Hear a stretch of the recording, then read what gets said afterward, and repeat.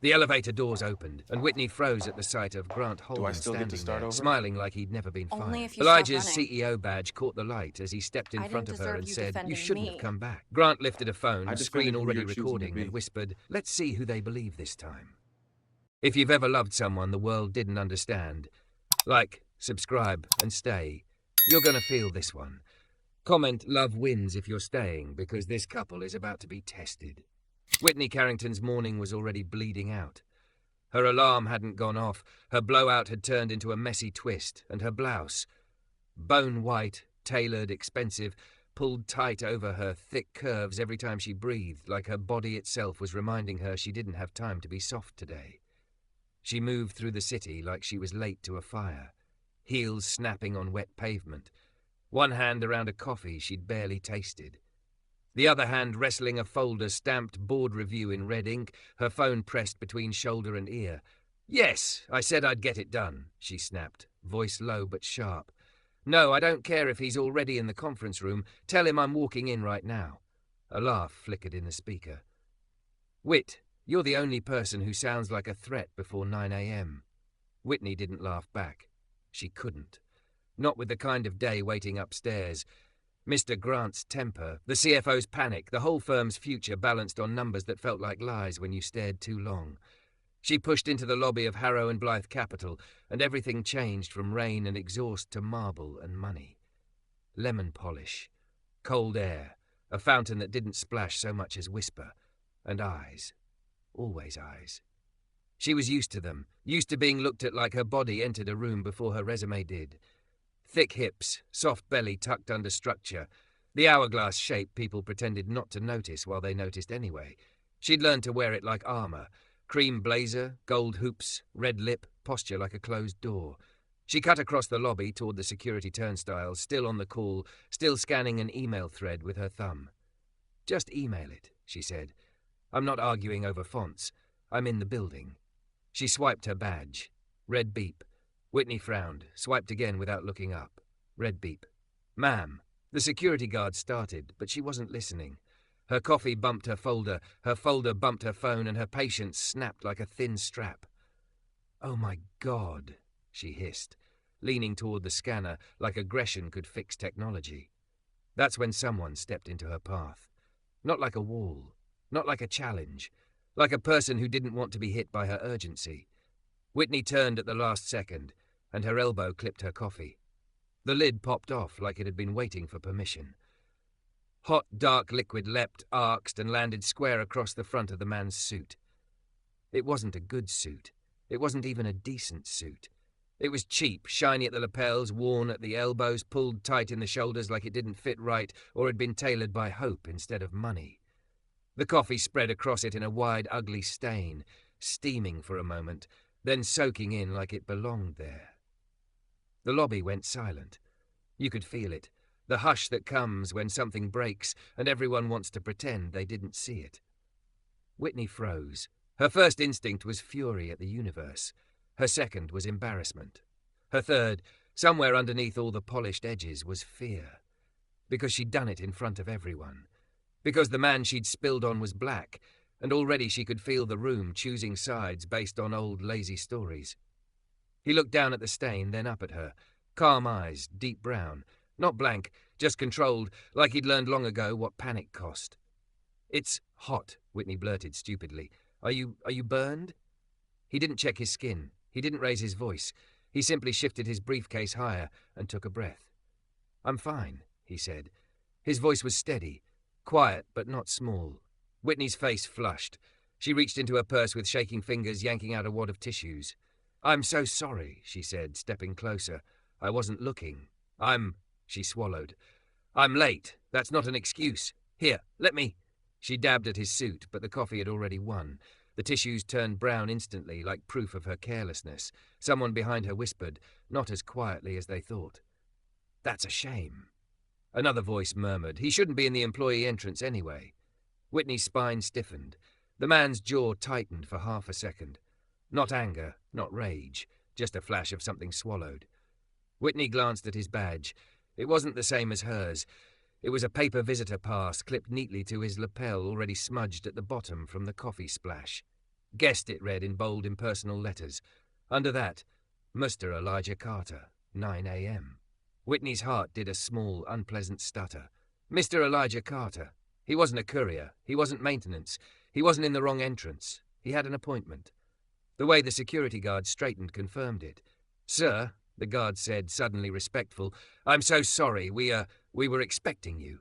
Whitney's throat went dry. Elijah Carter didn't look at the guard. His gaze stayed on Whitney, as if she was the only thing in the lobby worth noticing. "It's okay," he said again. Whitney tried to speak.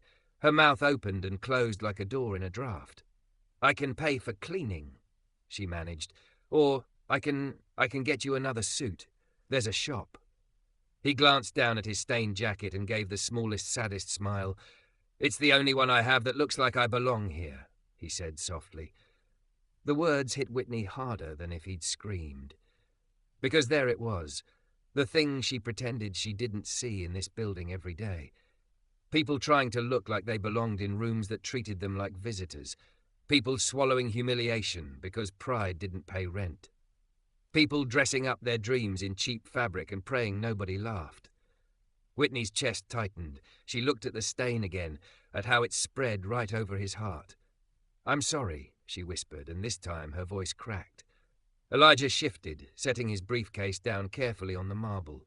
His hands were clean, nails trimmed. A thin scar ran along one knuckle like he'd worked for things with more than paperwork. "It's all right," he said, but he didn't sound like he meant it anymore. He sounded like he was choosing peace because peace was cheaper than a scene.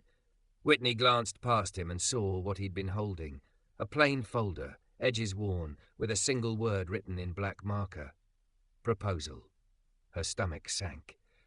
This wasn't just any appointment. This was the meeting she was sprinting toward, the one Mr. Grant had been raging about for days, the outsider with big ideas, the nobody who wanted to pitch them.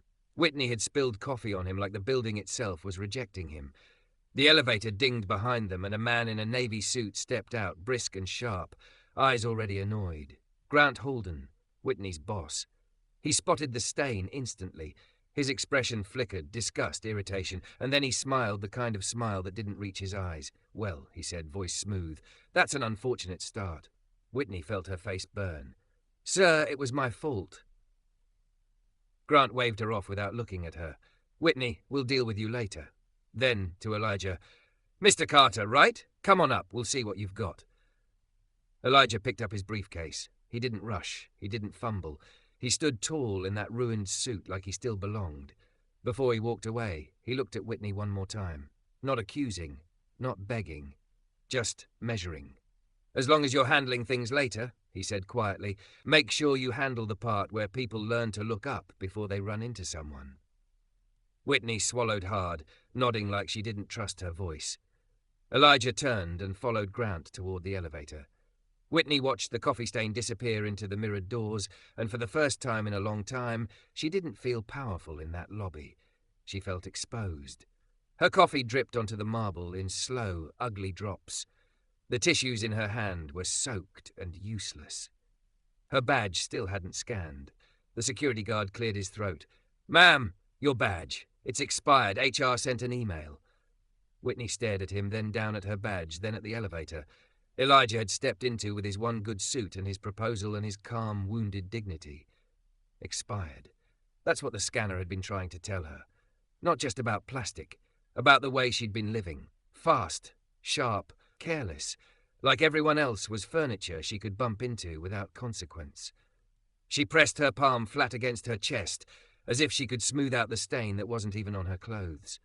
Upstairs, the doors closed. Whitney didn't know it yet, but that moment, the spill, the cheap suit, the quiet way Elijah Carter refused to break, was going to come back. And when it did, it wouldn't be coffee that shook her. It would be a badge. The conference room up on 42 had a view of the river, but the glass made it feel like the world was something you watched, not lived in. Whitney sat in her usual seat, 2 chairs from Grant Holden, close enough to be useful, far enough to be blamed. She kept her hands folded so no one would see them tremble. The smear of coffee on Elijah Carter's jacket was gone from her sight, but not from her mind. It clung to her like a smell you couldn't wash out. Elijah stood at the end of the table with his folder open, shoulders squared inside a suit that had been cleaned but not healed. The fabric still held a shadow where the stain had lived, a faint discoloration right over his chest. Grant didn't offer him water, didn't offer him a seat, didn't offer him the soft courtesy the firm gave automatically to men in the right kind of tailoring. "Make it quick," Grant said, like time was something Elijah was trying to steal. Elijah didn't flinch. He clicked a small remote and a slide came up on the screen, an outline of a logistics platform designed to cut delivery delays in half, with local micro-warehouses and route optimization that adjusted in real time. It was smart. It was clean. It was the kind of idea Whitney had stayed up nights praying would land on her desk so she could dress it up and sell it. As Elijah explained, Whitney found herself leaning forward, even when she didn't mean to. His voice never rose. He didn't oversell. He didn't beg. He just laid out the truth like he trusted it to stand on its own. When he finished, there was a beat of silence. Then Grant laughed once, short, dry. "So you want us to fund this," Grant said, tapping his pen on the table. "Based on what? A nice slideshow and passion." Elijah's jaw tightened, just slightly. "Based on projected returns and a pilot program already running. I've got signed letters of intent from..." Grant held up a hand. "Signed by who? People who don't matter." Whitney felt heat crawl up her neck. The phrase hit the room like a slap, and nobody reacted. Nobody corrected him. The CFO stared at his laptop like it was suddenly fascinating. Legal kept her face blank. Everyone did that thing they did, went small behind professionalism. Elijah's eyes flicked to Whitney for half a second. Not pleading, just noticing that she was listening, that she was awake. Whitney swallowed hard. Grant leaned back, his expensive suit creasing perfectly. "Mr. Carter, this firm invests in winners. We invest in people who've already proven they can run a company at scale." Elijah's voice stayed calm. "That's why I'm here. I'm asking for the chance to prove it." Grant's smile was thin. "Chance isn't capital." Whitney couldn't stop herself. "The pilot metrics are strong," she said, surprising even herself. Every head turned. Grant's eyes narrowed like she'd spoken out of turn. Whitney forced her voice steady. "If you compare his route efficiency numbers to our current portfolio..." Grant cut her off with a glance. "Whitney, not now." The dismissal landed on her like a hand pushing her back into her chair. She felt the old reflex. Shut up. Survive. Stay useful. But the memory of coffee soaking into Elijah's cheap suit rose up, and with it that quiet sentence. "It's the only one I have that looks like I belong here." Whitney looked at the faint shadow on his jacket and suddenly understood that she hadn't just spilled coffee. She'd spilled proof. Proof that the room didn't need much of an excuse to treat him like an accident. Grant slid Elijah's proposal folder back across the table with 2 fingers, like it was dirty. "We're done here." Elijah didn't reach for it right away. He stood still, breathing slow, like he was holding himself together with discipline. Then he picked it up carefully, not letting his hands show any hurry. "Thank you for your time," he said, voice even. Grant stood too, already turning away. "Security will escort you out." Whitney's stomach twisted. Elijah didn't argue. He didn't raise a fuss. He nodded once and walked to the door with a dignity that made the room feel smaller. As he passed Whitney, he paused. Not long, just a fraction of a second, enough for her to hear the words meant only for her. "Don't apologize again," he said quietly.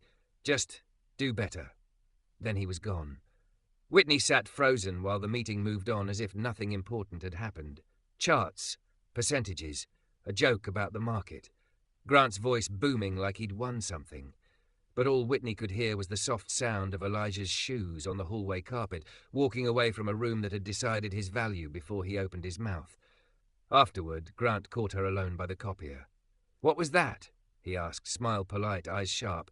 Whitney lifted her chin. "It was analysis." "It was disloyalty," Grant corrected.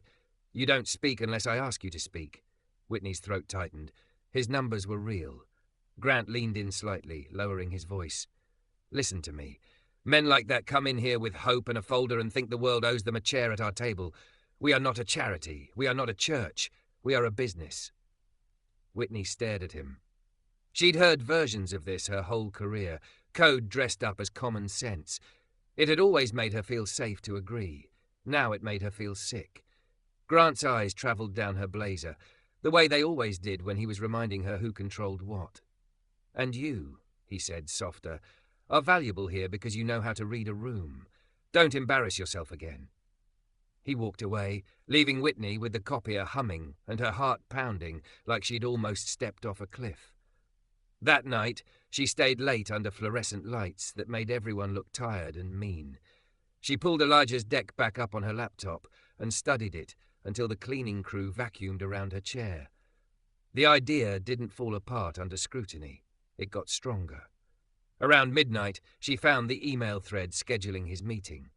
At the bottom was a number. She stared at it for a long time, then typed it into her phone before she could talk herself out of it. Her fingers hovered over the call button. She didn't call. She texted. "It's Whitney. I'm sorry for how today went. Your proposal is solid. If you're open to it, I'd like to connect you with someone who will actually listen. No strings." She stared at the message, heart racing, then hit send and immediately felt foolish. No reply came that night, or the next morning, or the day after. Whitney told herself she'd tried. That was enough. That was something. But 2 weeks later, she got an envelope under her office door. No return address, just her name in clean handwriting. Inside was a single sheet of paper. "I don't need pity, but I appreciate respect. Thank you for speaking when it cost you something." E.C. Whitney sat back in her chair, the note shaking slightly in her hand. It wasn't romantic. It wasn't warm. It was simple, honest, and it made her throat burn anyway. Months passed. The firm stayed the same. Grant's temper, the quiet cruelty wrapped in professionalism, the way certain names got doors opened while others got watched. Whitney kept doing her job, but something in her had shifted. She started noticing the small humiliations.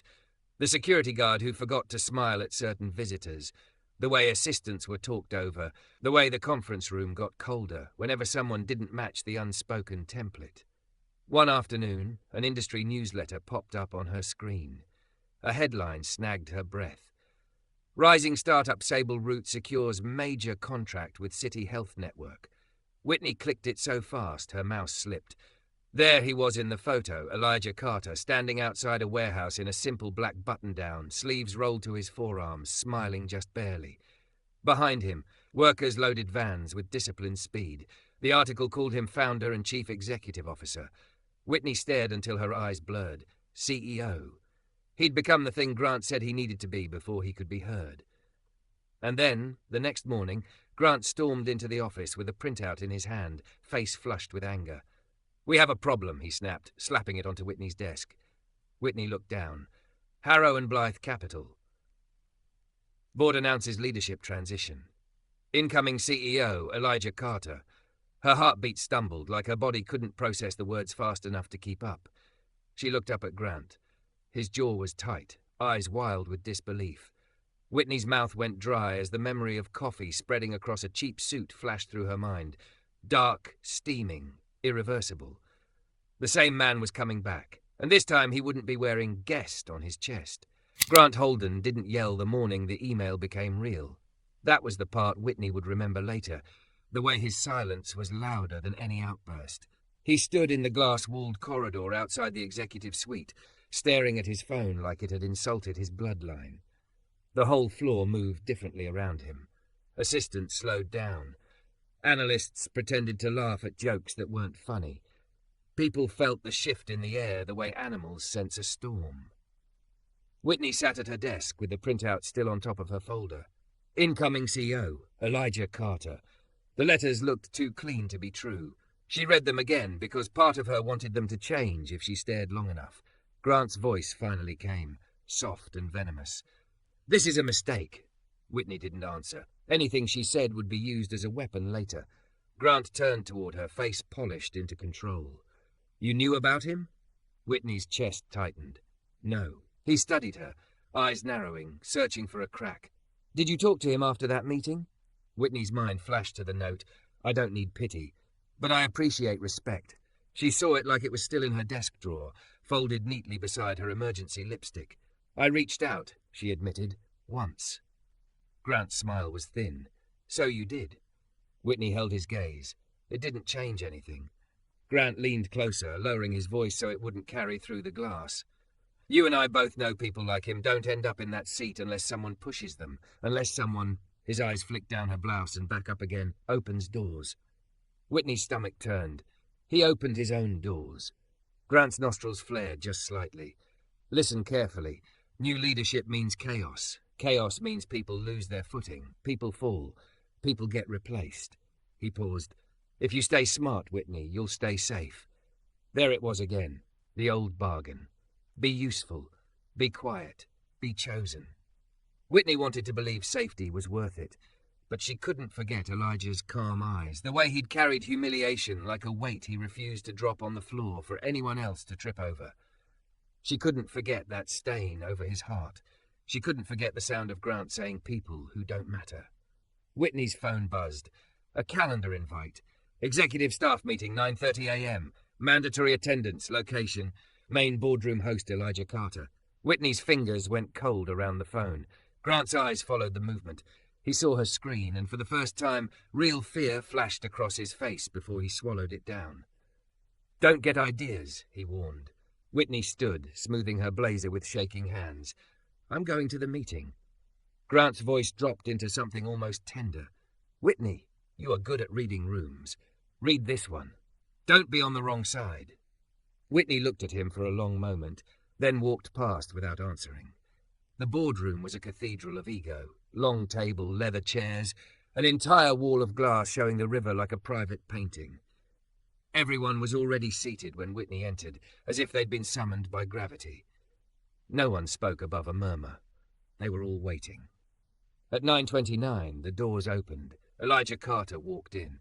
He didn't walk like a man trying to prove he belonged. He walked like the building already knew his name. His suit was charcoal and perfectly fitted, not flashy but unmistakably expensive in the way it fell clean over his shoulders. A silver badge clipped to his lapel caught the light when he moved. CEO. Whitney's heart hit her ribs like it wanted out. Elijah's expression didn't change when he saw her. No triumph, no revenge. Just that same steady calm, now sharpened by authority. He walked to the head of the table, the seat Grant used to own like a throne, and set down a thin folder. Good morning, Elijah said. His voice was the same, quiet, controlled, but the room leaned toward it now. I'm Elijah Carter, he continued, as if anyone didn't know. As of today, I'm the Chief Executive Officer of Harrow and Blythe Capital. A few people nodded like praying. Grant sat 2 seats down, jaw clenched so tightly his cheek muscles jumped. Elijah's gaze moved around the room, deliberate, taking inventory. When I met this firm months ago, Elijah said, I came in through the lobby with a proposal and a belief that logic mattered more than legacy. Whitney felt the heat in her cheeks. Elijah didn't look at her yet, but the air seemed to tighten around that memory. I was told to make it quick, Elijah went on.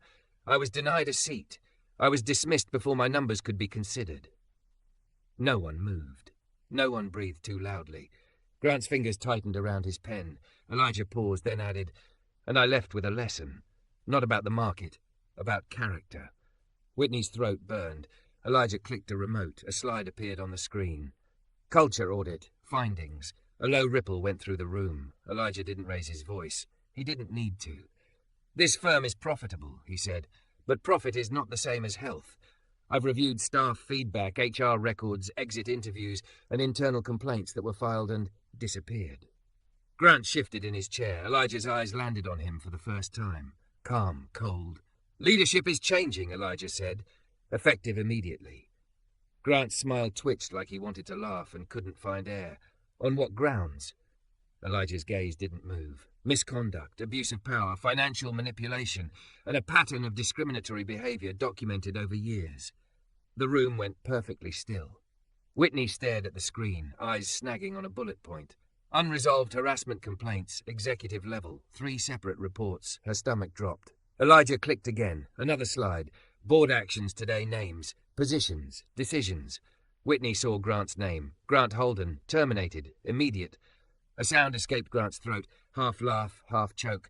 This is insane. Elijah's voice stayed even. No, it's overdue. Grant pushed back in his chair, face flushing. You can't do this in front of everyone. Elijah tilted his head slightly. You did worse in front of everyone. The words landed like a gavel. Grant stood, palms pressing on the table. This place exists because of me. Elijah stood too, slowly, not threatened. This place exists because of everyone you treated like they were replaceable, Elijah said. The analysts who slept under desks, the assistants you spoke to like furniture, the people whose work you took credit for. He paused. And the people you decided didn't matter. Grant's eyes snapped toward Whitney as if searching for an ally. Tell him, he demanded. Tell him I built you here. Whitney felt every stare turn to her. Her pulse pounded so loud she thought it might echo. This was the room Grant had told her to read. This was the moment he'd warned her about. Wrong side, right side. Whitney's mouth went dry, but she stood. She wasn't sure her legs would hold her. She stood anyway. I didn't build him, Whitney said, voice shaking but audible. And you didn't build me either. Grant's face twisted. Whitney? You used me, she said, the words pouring out now like something unclogged. You called it mentorship. You called it loyalty. But it was control. She heard a sharp inhale somewhere down the table. Someone's hand covered their mouth. Whitney swallowed hard and continued, forcing herself to look at Elijah, then back at Grant. You told me to stay safe, but you were never safety. You were a threat I learned to live with. Grant's eyes went wide, furious. You ungrateful. Elijah raised one hand, not loud, not dramatic. Enough. Grant's voice stopped like a cut wire. Elijah's gaze turned to the door. Security. 2 guards appeared almost instantly. Grant looked around the room like he expected someone to rescue him. No one moved. When the guards approached, Grant tried to laugh, tried to make it a joke. This is a circus, he spat, but his voice cracked. As they escorted him toward the door, Grant twisted back one last time, eyes locking on Whitney. You'll regret this, he hissed. Whitney's knees shook, but she didn't sit down. She didn't look away. Grant was gone. The door closed. The room exhaled like it had been holding its breath for months. Elijah turned back to the table, and for the first time he let something human flicker across his face. Tiredness, maybe. Or relief that he didn't have to carry everything alone. Now, he said, we get to work. The meeting moved forward in a blur of policy changes, restructuring plans, a new hotline managed by an external firm, mandatory leadership training, audits, accountability. Elijah spoke like a man who'd been planning this for a long time, like he'd promised himself that if he ever had power, he'd use it to protect more than profit. Whitney listened, absorbing every word like water after a drought. When the meeting ended, people filed out quietly, eyes down, minds racing. Some looked terrified. Some looked grateful. Some looked like they didn't know who they were without Grant's fear to define them. Whitney stayed behind because her legs wouldn't move yet. Elijah gathered his folder, sliding papers into place with the same neat, careful motion she remembered from the lobby. He didn't rush. He didn't approach her like she was a prize. He simply walked closer and stopped a respectful distance away. For a long moment, neither of them spoke. Whitney's throat tightened. I didn't know, she whispered, about today, about any of it. Elijah nodded once. I know. Whitney's voice trembled. When I spilled that coffee, I keep thinking about it like it was an accident. She swallowed. But it wasn't just coffee, it was me, moving like other people were obstacles. Elijah studied her calmly. You were running. I was always running, Whitney admitted, eyes burning. Trying to prove I belonged in rooms that were built to make me feel like I didn't. Elijah's gaze softened slightly. Not pity, not romance, just understanding. And what did you learn? Whitney breathed in, slow, like she was teaching her body how to be honest, that belonging shouldn't cost someone else their dignity. Elijah nodded again. Good. Whitney let out a shaky laugh that wasn't happy. So what now? Elijah glanced at the chair Grant used to sit in, then back at her. Now we build something better. He paused. And now you decide who you are when fear isn't the boss. Whitney's eyes stung. I don't know yet. Elijah's mouth curved slightly, not a smile for show, but a small, real one. That's okay. Start with what you did today. Whitney looked at him, the man she'd spilled coffee on, the man the room had dismissed, the man who came back wearing the badge that changed everything. You didn't do this to punish him, she said softly, gesturing toward the door Grant had been taken through. Elijah's expression went still. No. You did it because it was right, Whitney whispered. Elijah's eyes held hers. I did it because power should answer to something. Whitney's breath caught, and because you remembered. Elijah's voice stayed quiet. I remember everything. He paused, then added, "But I didn't come back for revenge." Whitney swallowed. "Then why?" Elijah glanced toward the window, at the river moving without caring who watched it. "Because I promised myself," he said, "that if I ever walked into this building again, I'd walk in as someone who could change what happened to the next person." Whitney felt tears slip down before she could stop them. She wiped them quickly, embarrassed. Elijah didn't comment. He didn't step closer. He didn't make it about himself. He simply nodded toward the table. "You're good at numbers," he said, "but you're better at noticing." Whitney sniffed. "Notice too late." Elijah shook his head. "Not too late. Today mattered." Whitney swallowed hard. "So, do I still have a job?" Elijah's gaze was steady. "Yes, if you want it." Whitney's shoulders sagged, relief and fear tangling together. "I do." Elijah nodded. "Then here's your first assignment." He slid a folder across the table toward her. Whitney looked down. "Culture rebuild. Task force lead." Her hands shook as she picked it up. "You're giving me this?" she whispered.